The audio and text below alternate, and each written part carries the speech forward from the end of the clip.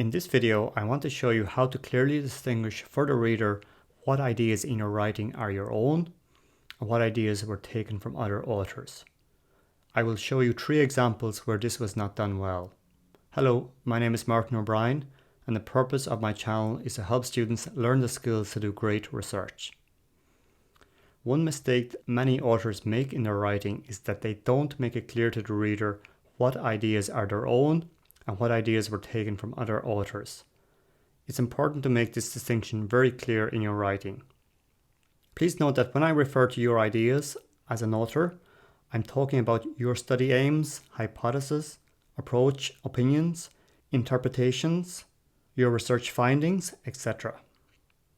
In the case of other authors' ideas, I'm referring to their opinions, their research findings, etc. There are numerous ways to distinguish your ideas from other authors. For example, when you want to write about your ideas, you can make you and your co-authors the subject of the sentence by beginning a sentence with we. Other phrases can also be used, and I'll share those at the end of this video. In the case of ideas from other authors, we need to cite the source. For example, Owens 2021.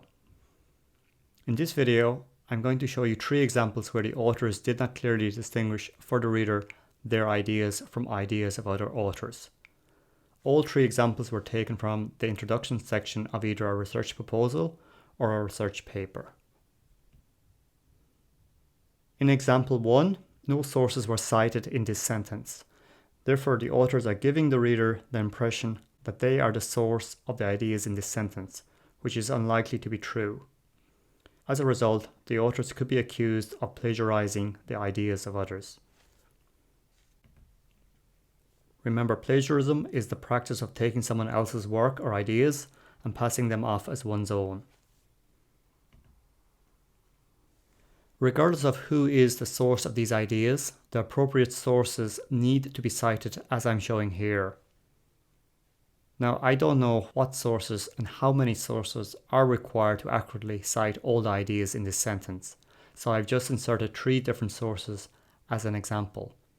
It's only the authors and probably a few experts in this field that would know the sources to cite for these ideas. Hence, it's the author's responsibility to do this for the reader, and not the reader's responsibility to know the sources.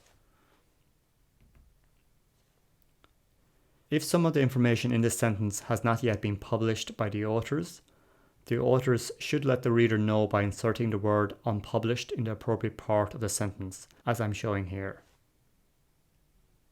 Again, if some of these ideas have not yet been published, and if the authors became aware of these ideas through conversations or correspondence with another researcher, then the authors should cite that researcher as a personal communication, as I'm showing on this slide.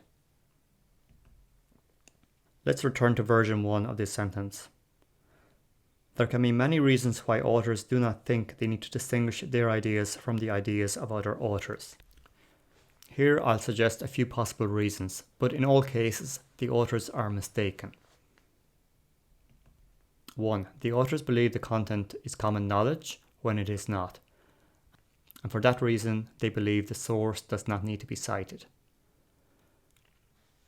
Please remember that once a research paper gets published, it becomes available to everyone who wants to read it.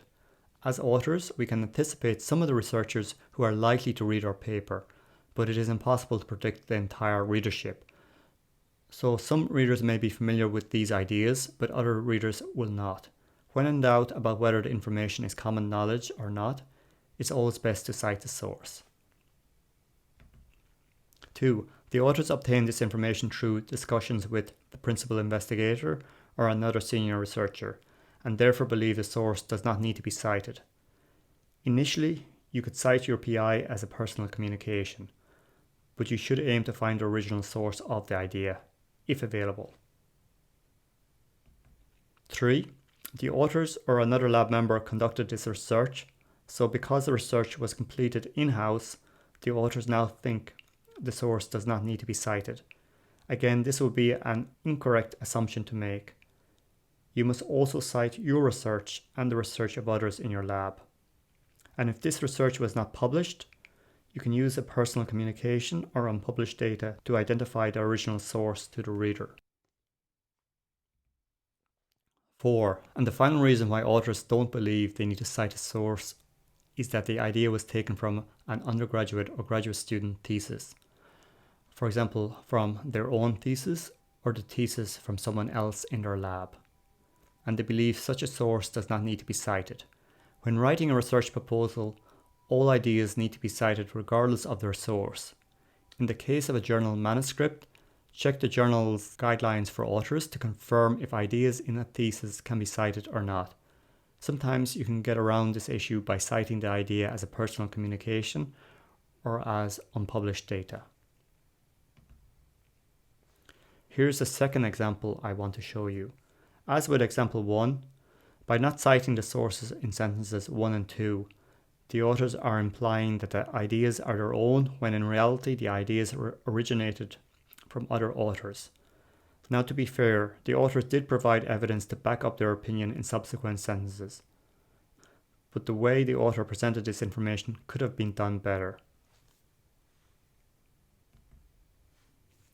You can see the changes I've made to this paragraph in bold text.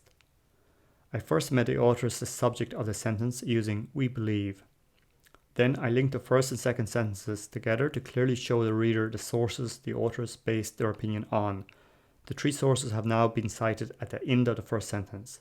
This is one way to present this information. However, a better way to present this information to the reader is shown in version 3. I have now deleted the first sentence, which added little value in my opinion, and I've now provided numerous examples of why multi-cropping is a solution to increase crop productivity and increase farmers' income. The main difference in version 3 compared to versions 1 and 2 is that instead of the authors telling the reader their opinion at the beginning, followed by the evidence in subsequent sentences, the authors now show the reader the evidence from the very beginning. It is then clear to the reader that the content is the author's interpretation and summary of the evidence based on the research of others. This version also helped the authors to write more concisely. That means all unnecessary words or phrases were deleted. I'll now talk about example 3, or final example. It is not clear in version 1 whose research the author is talking about in the second sentence when they wrote "this research." It could either be the research cited in sources 3 or 4, or it could be the author's own research. I believe in this case the author was talking about their research, so this is now made clear in version 2 by writing "our research." You can use the following phrases when writing about your research in any part of a paper.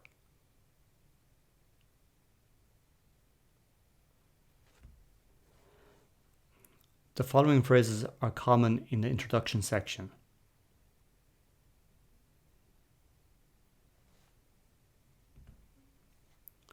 Whereas these phrases are more common in the discussion section.